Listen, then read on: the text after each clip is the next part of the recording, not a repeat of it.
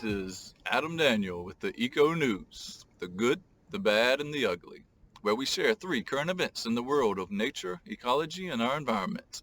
One good, one bad, and one downright ugly. The only news where you get one good story for every 2 bad ones. This week, it's all things related to our blue planets. Scientists have come a step closer in understanding how sharks can migrate thousands of miles and return to the exact same location.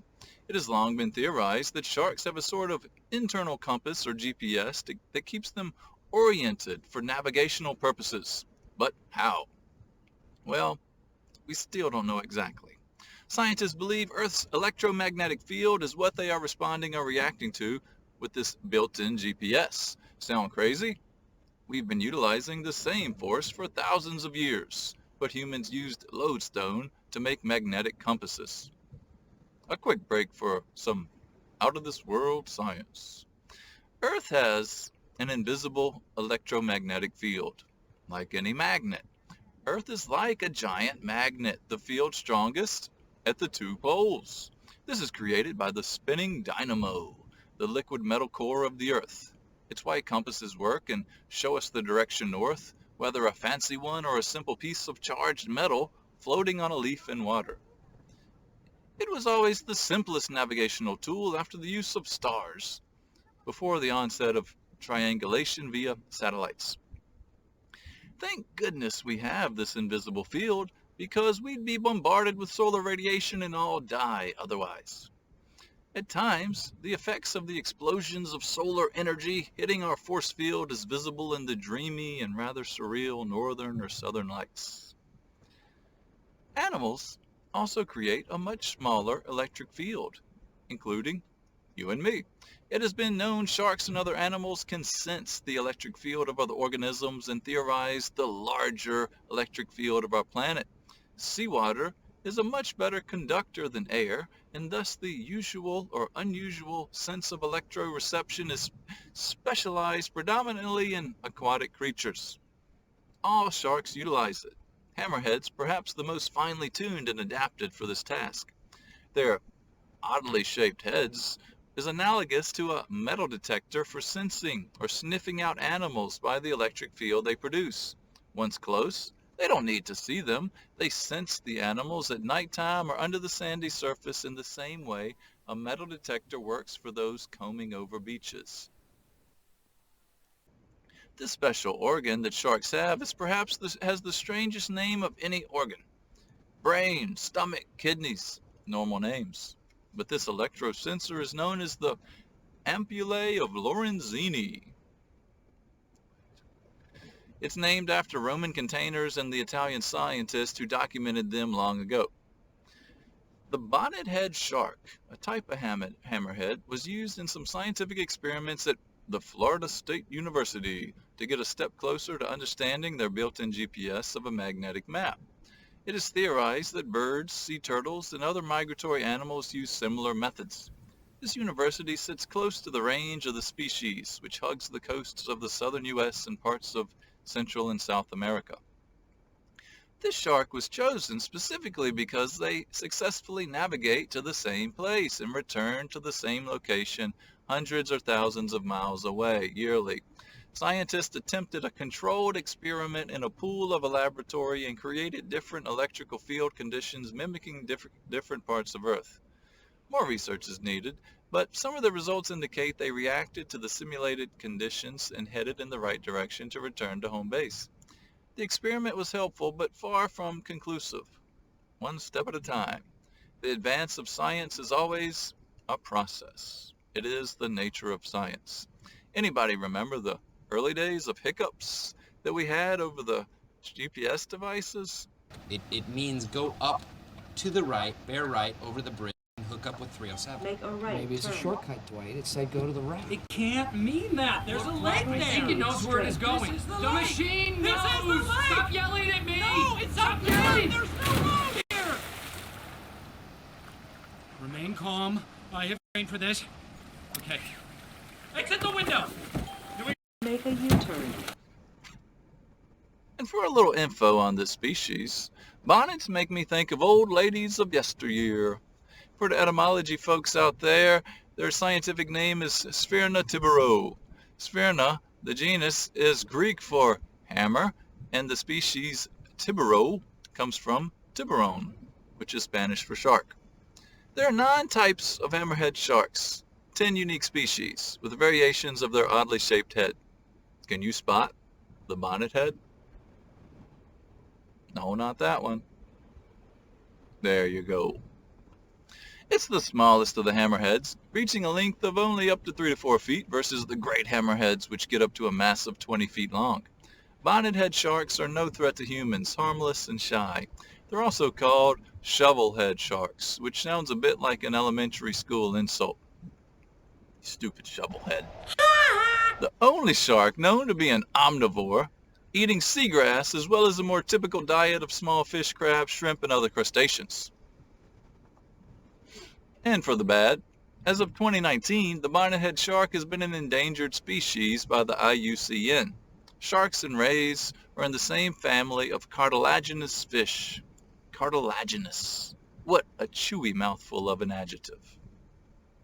Shark and ray populations have declined 70% in the last 50 years. 70% is a lot. Imagine if you buy a pizza and 70% of it doesn't come. You get 3 slices instead of 10. Or you make $40,000 in 1 year and 70% is lost. You have $12,000. It's a drastic and radical reduction. And even if some selfish part of us thinks, well, good, only 30% of the sharks. The ocean is now safer. It isn't safer one bit for you or the broader ocean community in the big picture, in the grand scheme of things. Sharks are another predator that has been demonized and doesn't get the same cuddly feelings of we should protect them the way we get about polar bear cubs, pandas, and even lions. I understand the apprehension. I wouldn't want to be swimming with sharks either, but they have their job, their place in the web of life like every species. Predators play a critical role in helping maintain the shape of community dynamics, keeping other organisms in check. Remove one and it's like domino effect of a chain reaction, butterfly effect. Resilient systems often have fail-safes and adapt, but it ain't never quite the same thing. According to The Guardian, half of the world's 31 oceanic shark species are now listed as either endangered or critically endangered by the International Union for Conservation of Nature. To make matters worse, shark finning, an unethical practice of catching sharks, cutting their fins off, and tossing them back in the ocean to die, is fueled by an insatiable demand for shark fin soup in China. It's one of several unsavory pressures on shark populations. And for the ugly. In other oceanic news, a ship near Sri Lanka had an explosion. The fire on the Express Pearl, a Singaporean container ship, began on May 20th and was thought to be under control and appeared contained when later a secondary explosion happened and chaos ensued. It is now a complete loss and total disaster. As the old expression goes, an ounce of prevention is worth more than a pound of cure. And we are seeing this exemplified here. According to BBC News, the chairman of Sri Lanka's Marine Environmental Protection Authority told the AFP news agency that the crew had known of a nitric acid leak aboard the vessel even before it entered Sri Lankan waters, and the fire could have been avoided if they acted promptly. Qatar and India denied giving them the no-no, the ship to stay in their waters once the leak was known, claiming no capabilities to deal with an acid leak. No, sorry, we can't help you, bud. Try the next one. Sri Lanka allowed entry and is being chastised by some of its citizens for allowing the problem to now become theirs. The crew of 25 was rescued by another boat, but the 3-month-old ship will not be salvaged. The sinking of the ship will result in further oil and other chemicals released into the ocean. Officials are recommending carrying the ship far into the deeper ocean waters so when it does sink, the problem can be swept under the rug of the depths of the ocean and minimize the damage. At least 8 containers have already fallen over, more so most likely, and some contain dangerous chemicals. We know nitric acid, a highly corrosive substance, ethanol, lubricants, cosmetics, and oil are all involved. There are at least 100 tons of fuel on the vessel, probably much more.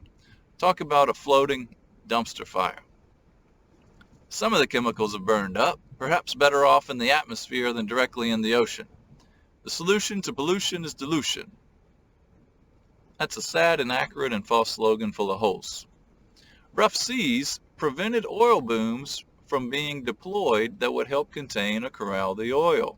The situation just keeps getting uglier. As the situation unfurls, oil and debris is now coating the beaches in Negombo, a popular tourist destination in Sri Lanka. The oil is toxic, of course, coating anything and everything, and the Navy is already working along the coast, some in hazmat suits. To add salt to the wound, millions of plastic pellets are also accumulating. Some will break down to add to the nasty microplastic problem. There's another old expression. Don't in the bed. Don't poop in the bed or in the bathtub. Why? It creates a mess. While the ocean is the biggest bathtub on planet Earth, it is receiving a constant influx of or increase in chemicals, pollution, and inputs. This puts more and more and more stress on the ocean. And of course, the ocean has numerous integral, critical functions and values for the stability of planet Earth. Its rich ecosystems are full of plant and animal diversity with its own inherent worth and right to exist. But selfishly, seafood is a major part of the global economy and nutrition source for humans. The ocean is also a giant temperature regulator for our planet. It keeps everything kind of in a happy place. On top of that, many people don't realize or forget that the ocean provides half or more of the world's oxygen. We typically think we get our oxygen from trees, grass, shrubs. It's true, but the ocean, covering the majority of the planet, produces half or more of our oxygen via photosynthetic organisms atop the ocean like phytoplankton and algae. Protecting the ocean is critical to protecting ourselves and the stability of the planet.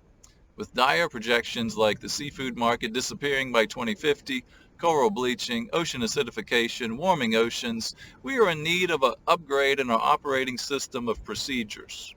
Urban and rural planning, sustainable harvesting techniques, spill containment and remediation, and even reseeding and incubation centers for organisms that can help, like oysters for example, the natural filters of water. Protecting our water is part of national and global security, and every nation will need to focus on more proactive and innovative measures moving forward. That's all for now. Next week, only time will tell. This is Adam Daniel, live in the field with the Eco News, the good, the bad, and the ugly.